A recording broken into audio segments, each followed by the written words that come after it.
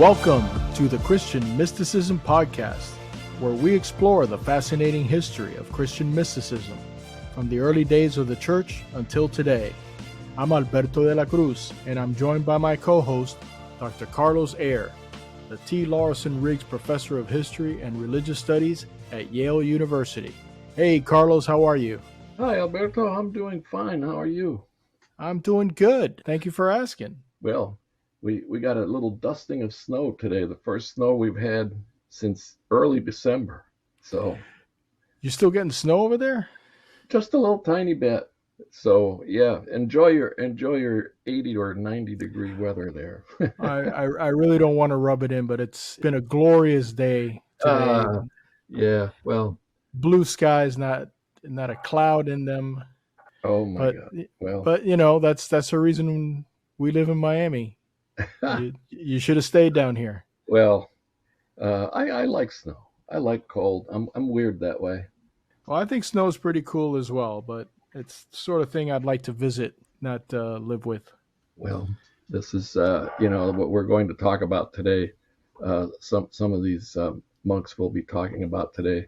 The worse the weather, the worse the conditions, the happier they were. So You segued us right into the next episode of the Christian Mysticism podcast.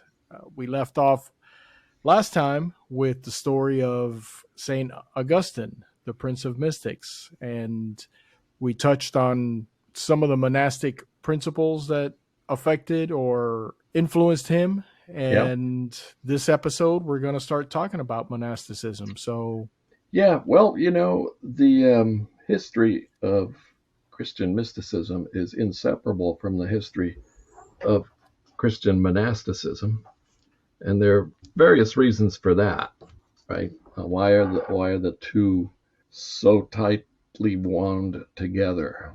And it has to do mostly with the fact that mysticism is something that doesn't come out of the blue into anyone's life. It's part of a life commitment to certain principles and a life commitment to prayer, especially.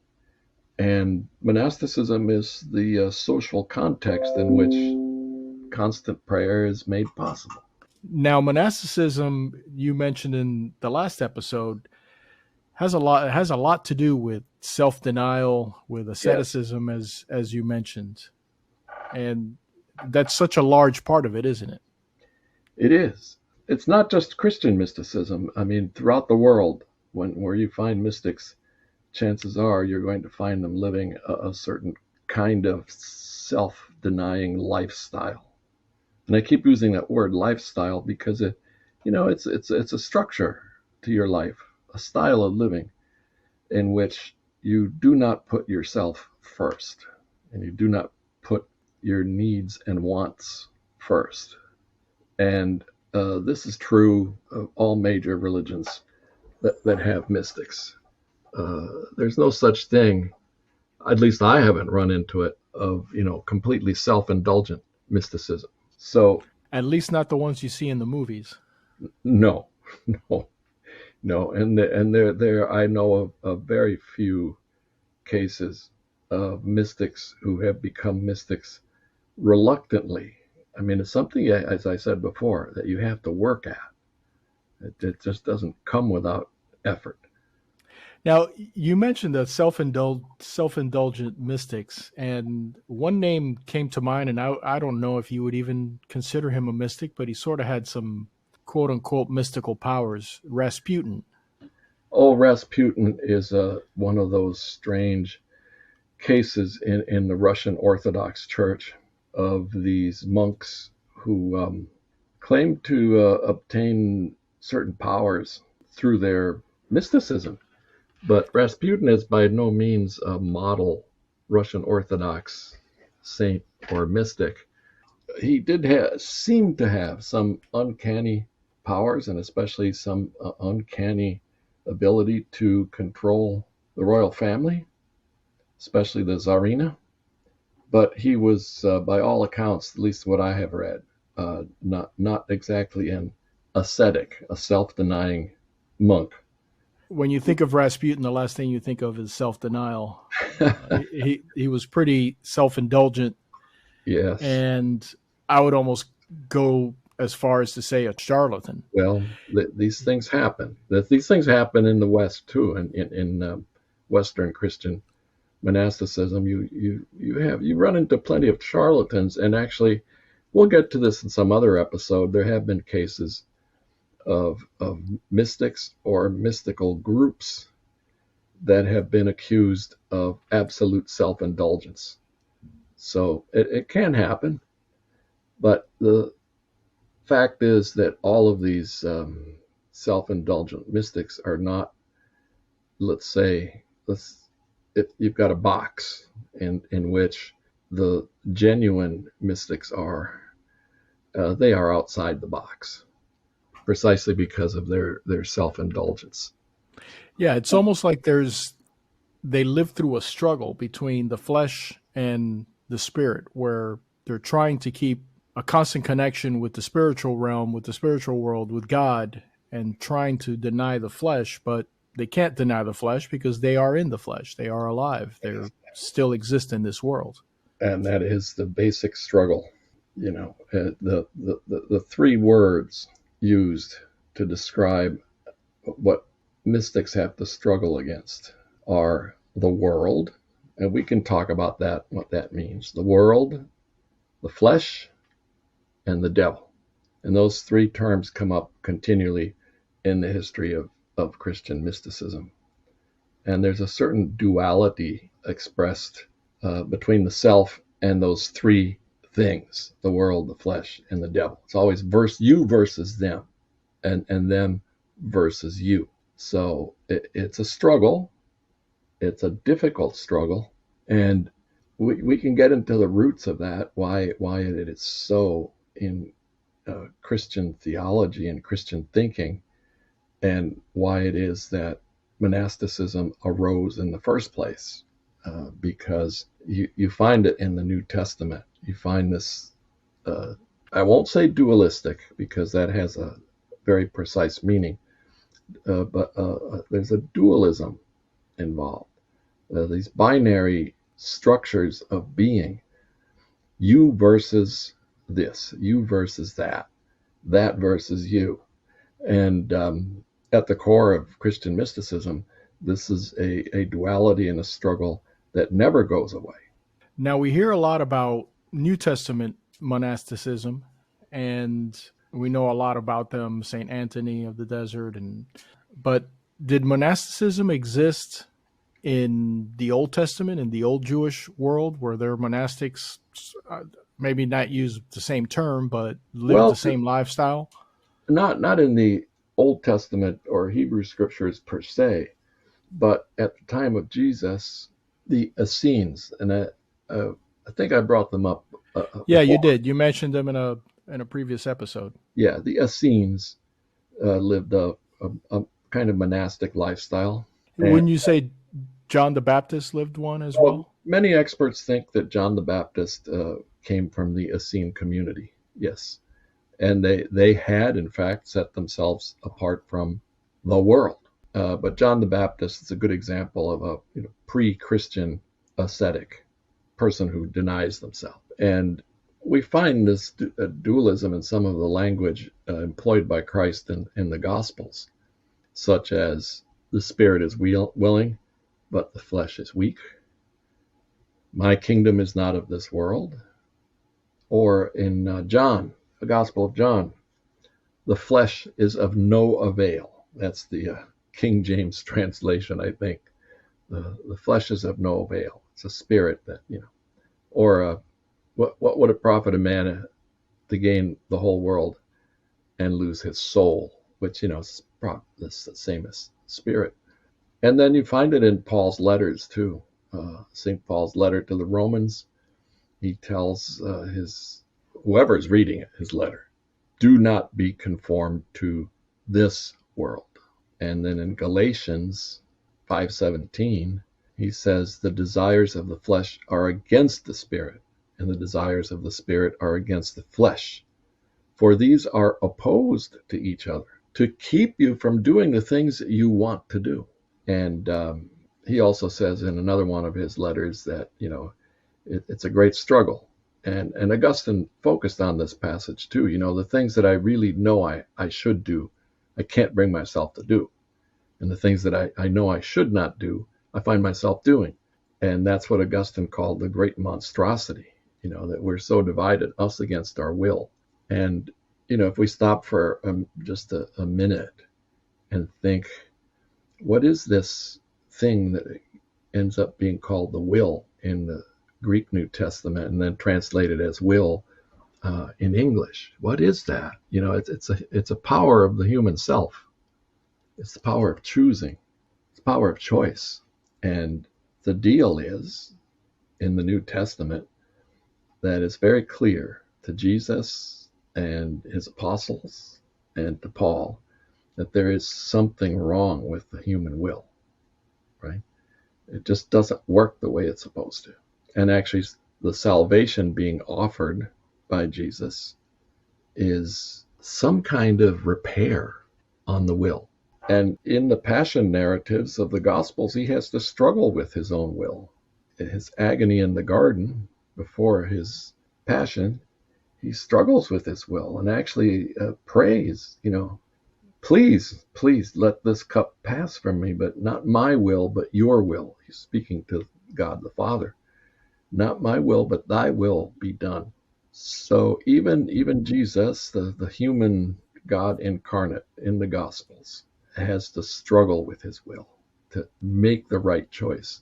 Or actually, in that scene of the agony in the garden, in Christian theology through the centuries, that's a very, very important set of gospel passages, the ones that have to do with the agony in the garden, because they speak to various things, but one very important one is the full humanity of Christ, and that he had to struggle with his will as a human being, because no one likes to suffer. Yeah, the will is very powerful, and you see that theme throughout the entire New Testament, as you mentioned, when Jesus prays in the Garden of Gethsemane and in Paul's letters to the Romans.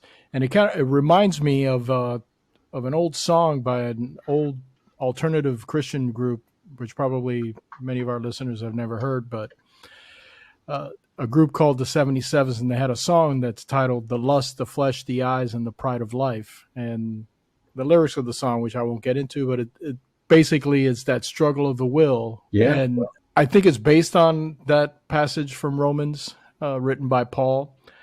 But there is that constant struggle with the will, and it appears to me that the monasticism wants to subdue that will in a certain way. Oh yeah, it's all about straightening it out. I mean, in the image of a broken or crooked will is dominant, because you have to straighten it out. It's almost like you have a broken bone that has to be set. It's the very essence of both monasticism and mysticism is bringing one's will in alignment with God's will.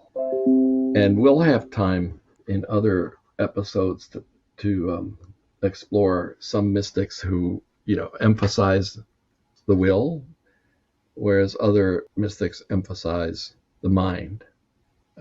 And the ones that we find early on in Christian history, such as Augustine, they put a great emphasis on the will, because the will is also the agent, the human agency that makes you love. Love is a matter of the will, right? So if you're going to love God and love your neighbor, it's your will with which you do this. So it has to be set straight, has to be aligned with God's will. Now, I have often thought about, whenever I see something about monasteries or monks and you read stories about it or see it in a movie or something like that, I've always wondered, what is their purpose in life, other than thinking that their purpose in life is to get satisfaction from being able to connect to God directly. Well, a good question. I'm glad you asked it, because what is the purpose of monasticism?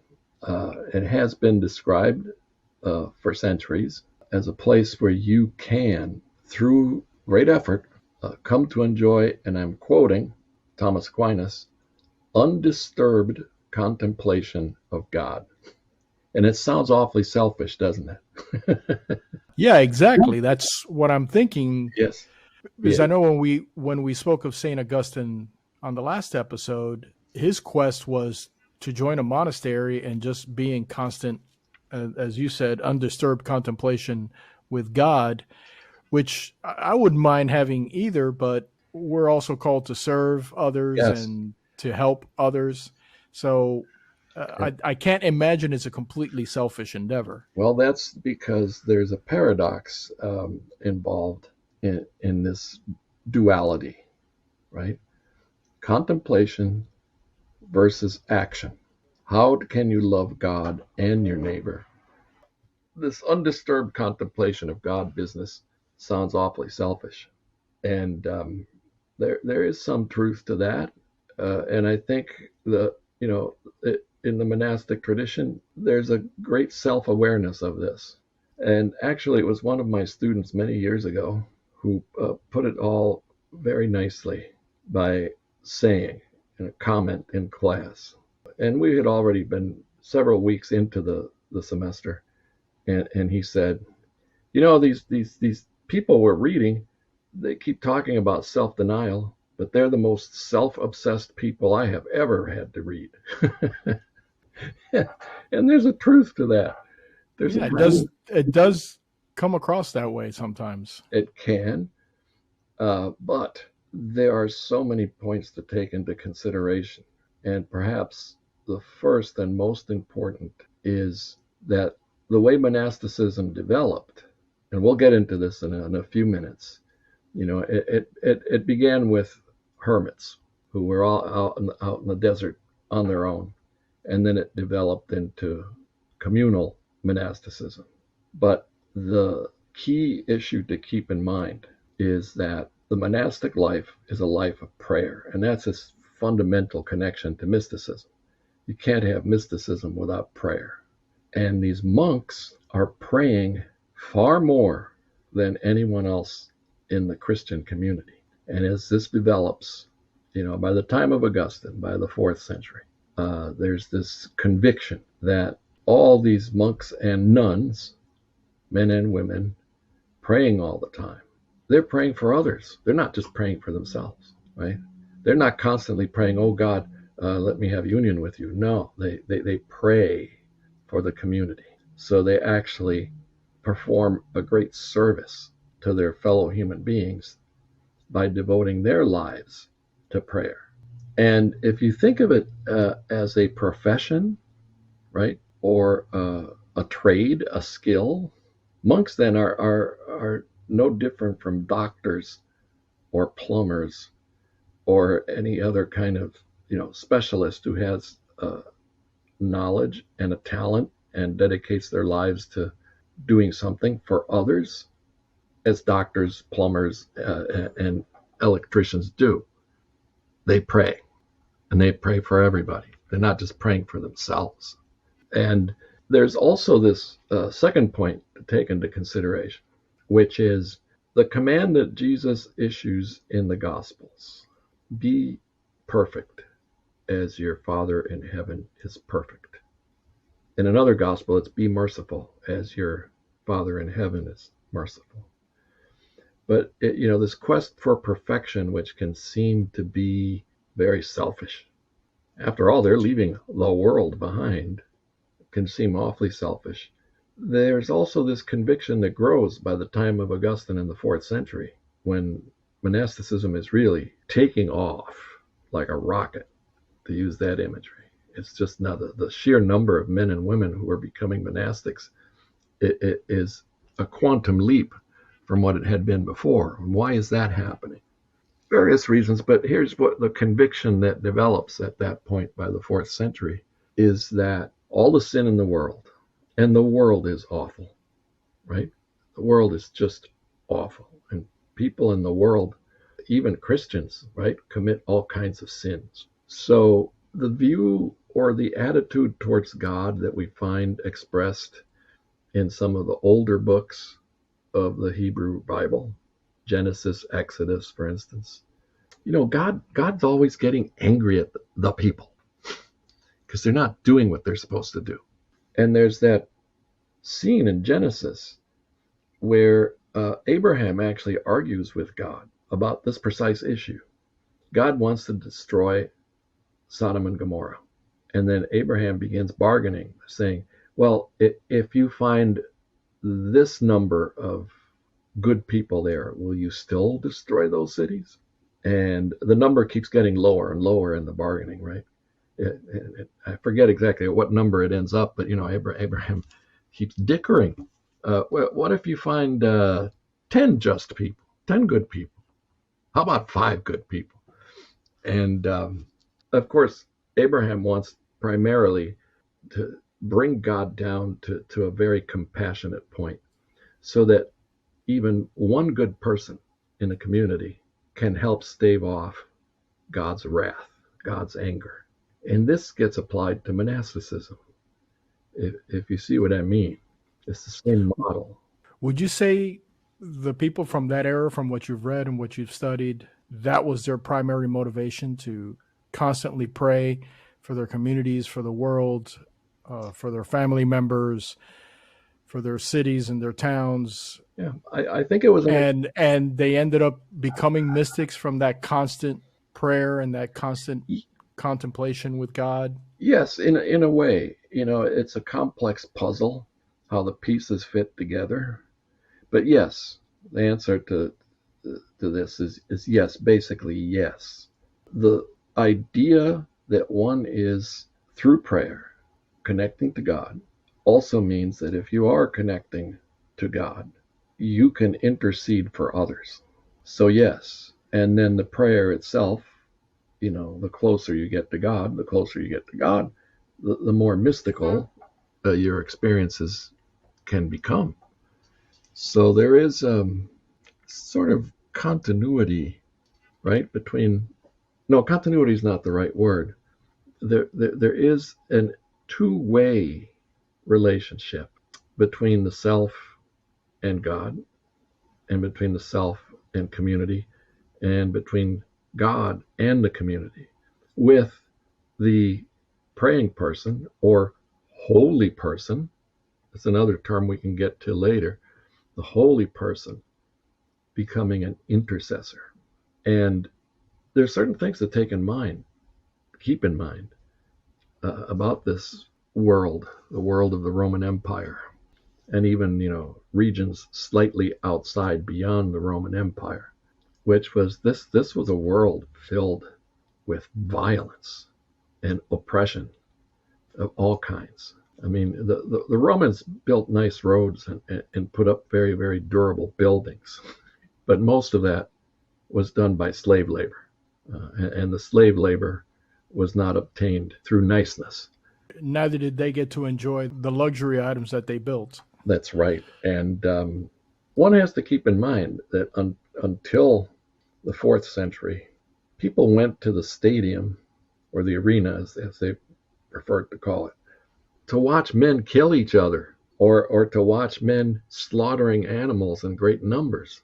And this is not we're not talking about boxing. We're talking about people killing each other in front of thousands. It was a very violent time. So, and there really was not what we enjoy today, or what we see today, the respect for life and not murdering your neighbor, wasn't really that strong back in that era, I would imagine. Well, some of the horrors that we're now reading about, hearing about in Ukraine, the barbarity of that war was normal in the Roman Empire. That's how the empire expanded. They invaded other places and took over and did all sorts of horrible things to the people to bring them under Roman rule. And who benefited from it? Well, the slaves usually did not.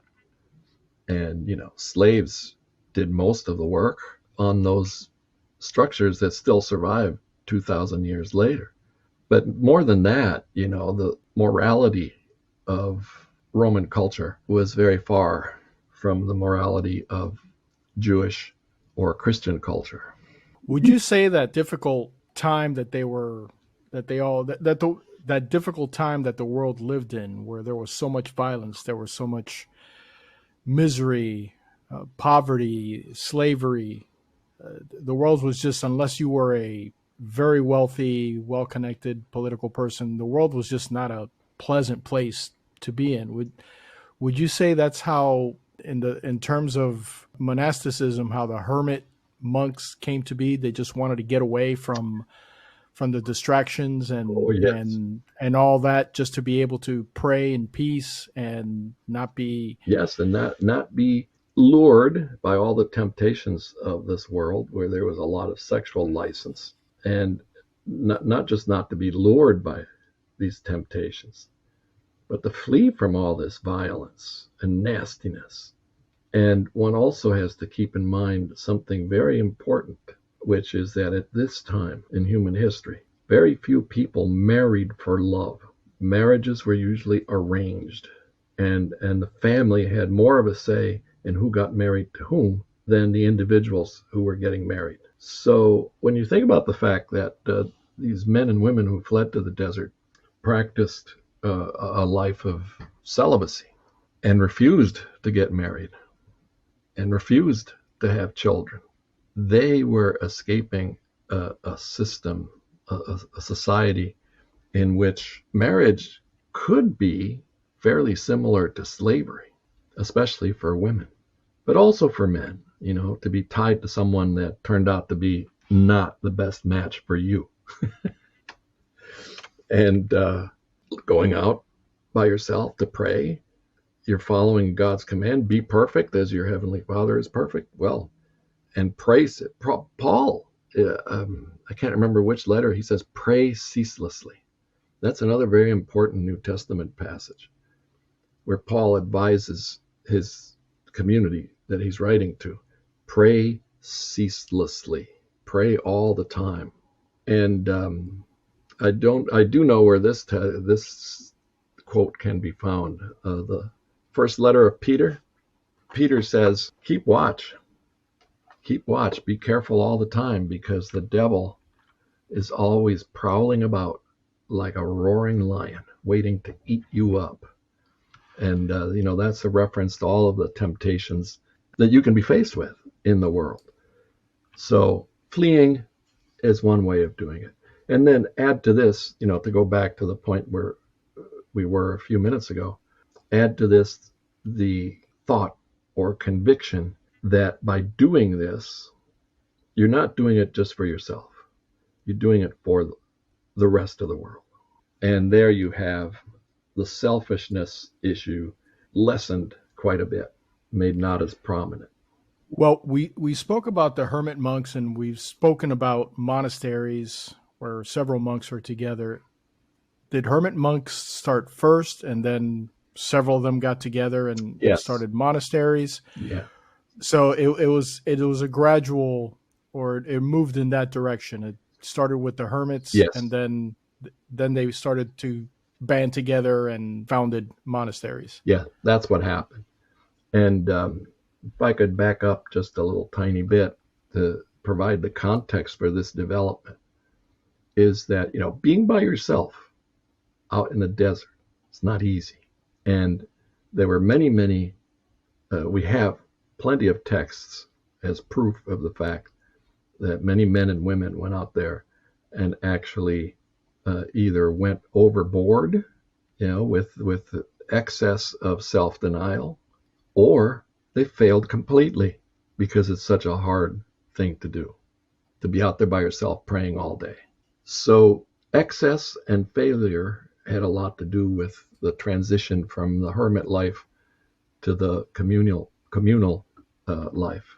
I imagine there's some fascinating stories of some of these hermits. Oh, on what they did. Yes, maybe should we spend a few minutes with some of these accounts, because I can read. Yeah, I think our our listeners would like to hear? I know I would like to hear a couple of these stories.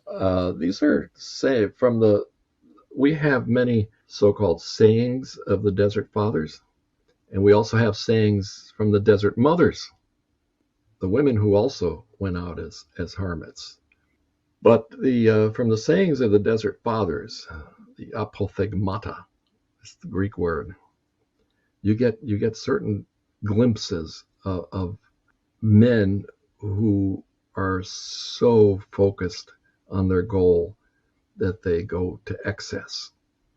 And you also occasionally also run into stories of men who just can't take it and fall off the wagon, as we say in American English. But here's how it all begins, okay? Here's a saying from the Desert Fathers. Abba Arsenius prayed. Abba means father. That's what they began to call the older monks, right? The younger monks would call the older, more experienced hermits father. Abba. That's the Greek the Hebrew for father. So Abba Arsenius prayed, quote, Lord, show me the way to salvation, end of quote. And a voice came to him, quote, run from men and you shall be saved. Be silent, be solitary, be at rest. These are the roots of a life without sin. Now that's extreme. That's very extreme. Be silent, be solitary, be at rest. And that's the quest for perfection, right? These are the roots of a life without sin.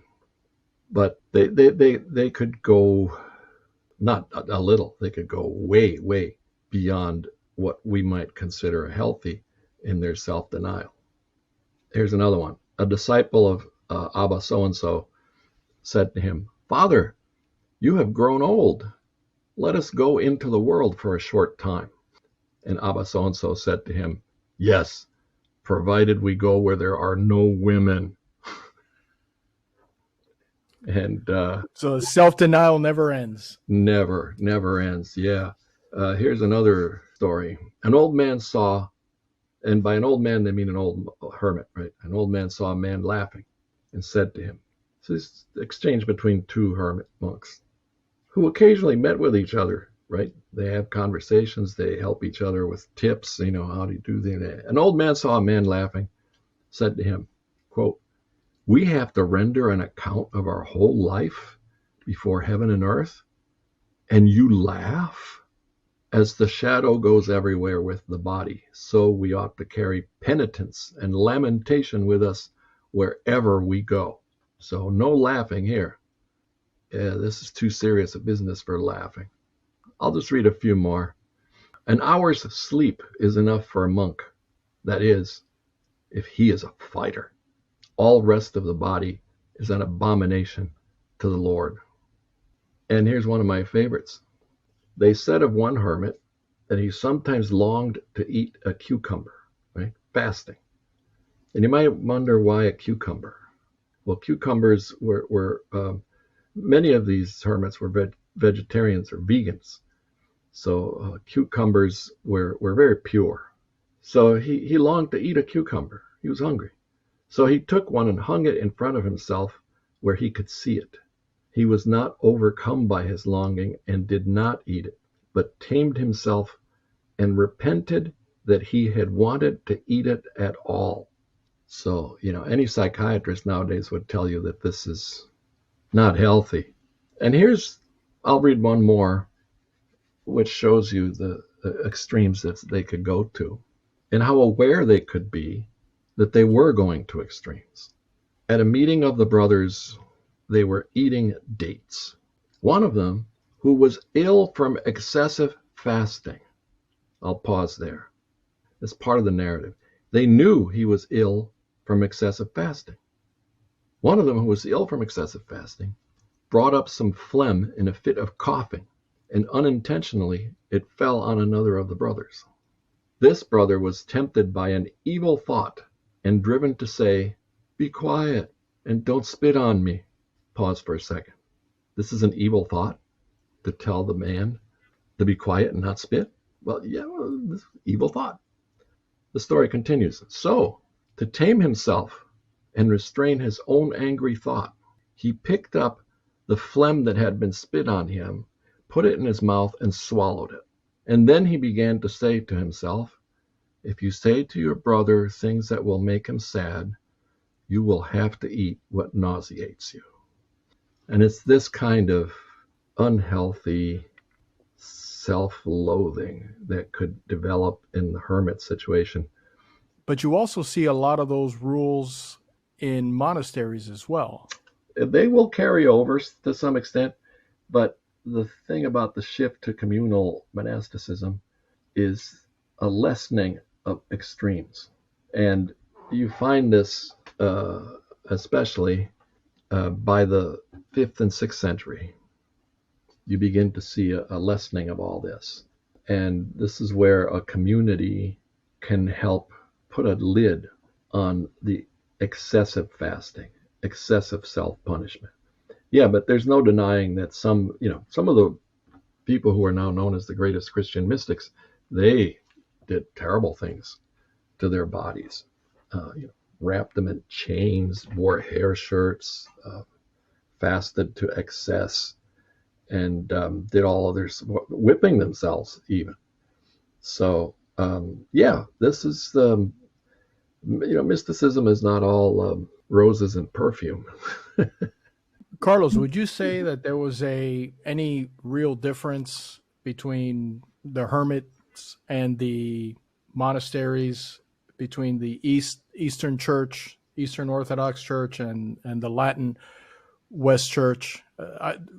We know from reading history that there were always a lot of differences between them throughout the first century of the church, and culminating in the Great Schism in the 11th century. But would you say there was a big difference between them? I wouldn't say big. It actually begins in the East. It begins in Egypt, Palestine, and Syria, and spreads to, like present-day Turkey. It takes longer for it to, make it to the Western Mediterranean part of the Roman Empire. So it begins in the East. And in the East, you end up having, the transition to communal monasticism it's gradual. And by the 4th century, you've got communities in Egypt and Syria and other places. And by the 4th century, there's a great theologian and churchman of the Eastern Church, St. Basil the Great, who writes a rule for monastic communities. And the rule of Basil the Great will become the most widely observed rule in the Orthodox East. In the West, it will be St. Benedict of Nursia, who lived in the 6th century. And so you see the time difference there. Benedict had tried to be a hermit and failed. But he knew about communities. So, and there were other communities around him. He began one of his own in Italy, at Monte Cassino, south of Rome. And it was there at Monte Cassino he wrote a rule for his community that was originally only for his community, but it became gradually the most widely used rule in the Catholic world, in the West. And when it came to, lifestyles and the rhythms of prayer and what it was that monks did with their time, there were great similarities. In the East, however, especially in Syria, you do have a continuation of extreme hermits that you don't see to the same extent in the West. Perhaps the best known extreme hermit of the Christian East was St. Simeon Stylites. His dates are 390 to 459.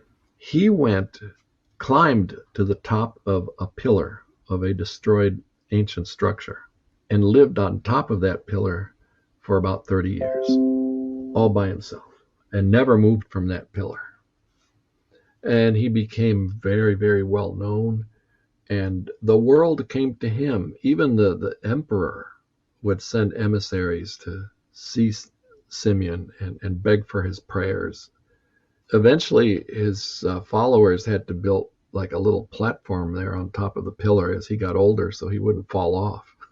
But the pillar saints in the East, numerous. It was a kind of special monastic profession. And of course, we should at this point make clear that some of these holy men, and there were holy women too, gained miraculous powers and could heal people. They could read minds, so we're told. And another aspect of this constant life of prayer and of constant encounter with the divine is that these men and women acquired great wisdom, even greater wisdom than that of learned scholars. And there are many stories about them, debating with heretics, where they actually trounce the heretics with their arguments because their knowledge of Christian theology and Christian ethics is so profound. So in the East, back to your question, in the East, you do find for a longer period of time these extreme ascetics. But the majority of monks in the East, the majority of monks in the West, they live in communities and they live lives that are very similar, except for, what we might say are minor details. Now we're running out of time and we're getting to the end here, but I wanted to ask you, we all know monasteries are still in existence and all over the world, but are there any monasteries that existed back in those early 3rd, 4th, 5th century that are still in operation today? There are some, yes. One of the best known is St. Catherine's in the Sinai Desert, which I don't know exactly when it was founded, but it is unique in that there was a time in the 8th, 9th century where in the Eastern Christian Church, images suddenly became prohibited and images were destroyed, sacred images. And actually many monks in the East became martyrs defending their images. But there's one that St. Catherine's in Sinai was outside of the Eastern Roman Empire, outside its boundaries. So the images survived there, unbroken, and it has some of the oldest icons anywhere. And there are monasteries in Syria that are very, very old. And some of them actually faced destruction during this latest war in Syria. There are some very ancient monasteries in Ethiopia too. And in Egypt, most of the monasteries are the oldest ones are gone. And now actually there's a program here at Yale, an archaeological dig at 2 of those Egyptian monasteries. They're just ruins. And in the West, Monte Cassino, founded by Benedict, survived, still there. And not only that, the name might sound familiar to people who know much about the Second World War. During the Second World War, as you know, Italy was allied with Germany. And at one point, the Italians were losing their war so quickly and so atrociously that the Germans took over. So the Germans actually encamped at the monastery in Monte Cassino. And that was one of the worst battles on the Italian front during the Second World War. And the end result was that the monastery was bombed to smithereens. Nothing remained but rubble at the birthplace of Western monasticism. But they rebuilt it, and it's there. And if you go on one of those bus tours from Rome to Pompeii, they usually stop at Monte Cassino, not actually at the monastery, but at the gift shops just below the monastery. So yeah, and in Greece, the most famous cluster of monasteries which are very, very, very old. I can't date their beginnings, are on Mount Athos. There's a peninsula in northern Greece where there's a mountain, Mount Athos, but that entire peninsula is a collection of very, very, very old monasteries. So yeah, they're still around. And And I was just going to add, most of the texts that we have, right, through which we know about mysticism are written by monks and nuns. they would know. So I imagine with all of these monasteries that are still in existence, we have modern day mystics now. We at least there should be. We just don't hear about them, Well, the thing is that or don't hear as much as we should about them. that's more, yeah, that's basically what I was going to say. And one of the hallmarks of the mystical life is humility. And Which there isn't much of in this world these well, days. no, yeah, right. That's against, the world, the flesh, and the devil. But humility is one of the chief virtues. So these mystics, they don't go around parading in front of people saying, "Hey, look, I'm a mystic. Isn't this great? Look what I can do." No, they spend their life praying. There have been some, well-known modern mystics. Perhaps the most well-known of all is Padre Pio, who is now Saint Padre Pio. Yeah, we have to do an episode on him. Yeah. I don't want to get too deep into him because he's one of my favorites. Yeah. So he died in 1968. So, and he was canonized not too many years ago. But I remember as a child, people in Cuba talking about Padre Pio because he had this stigmata and he had some of these mystical gifts that Christian mystics have had for centuries. yeah, he's definitely a modern day mystic, and he is fully deserving not only of his sainthood but of a exclusive episode on the Christian Mysticism podcast. Yeah, and actually, just a couple weeks ago, I was totally surprised. There's actually a Padre Pio Center here in Connecticut, and the funny thing about it is that it's in a city named Cromwell, Connecticut, which is named after the leader of the Puritan revolt in England, a man who persecuted Catholics, the man who conquered Ireland and slew thousands of Irish Catholics in that town, is the Padre Pio Center. Talk about twists of fate. Yes, sometimes God has a marvelous sense of humor.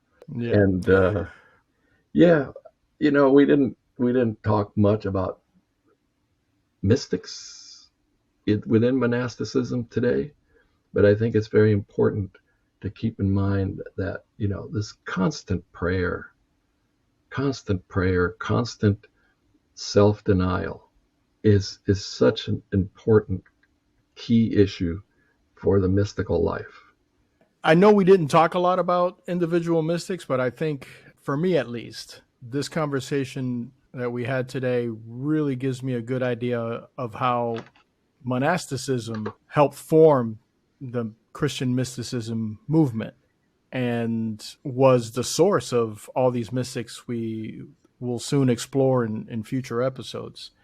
But I think that's my key takeaway from this conversation, and it's a good foundation to understand where these mystics are coming from, the life of self-denial, the life of asceticism, of extremes, to be honest. Yeah. Just an extreme life, extreme prayer, extreme self-denial, extreme devotion is really the key to becoming, or the key to the making of a mystic. Right. And but like all the other topics we discussed today, it's fascinating and very important for us to know.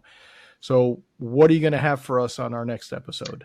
Well, we can skip ahead a few centuries, and we can deal with a monk, Bernard of Clairvaux, who led a reform of monasticism and was himself not only a mystic, but believe it or not, quite a powerful figure, not just in the church of his day, but also in the secular world in his own day.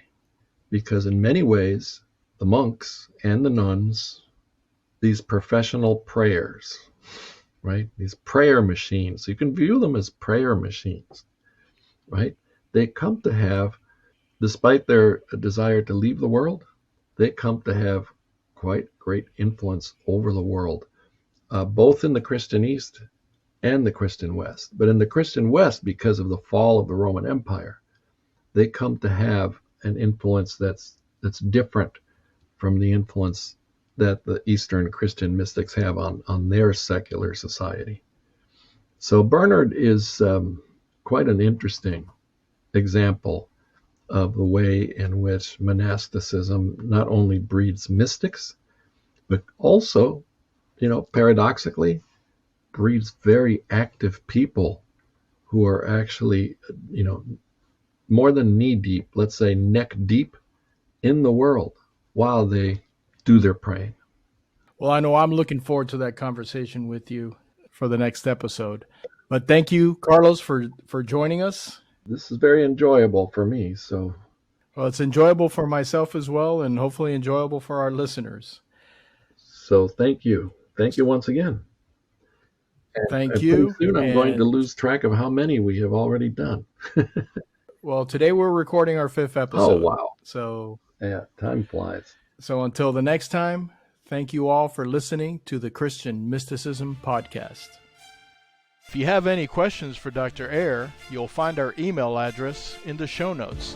Just send it on over and we'll try to answer it in a future episode. And don't forget to click the subscribe button so you don't miss the next episode of the Christian Mysticism Podcast.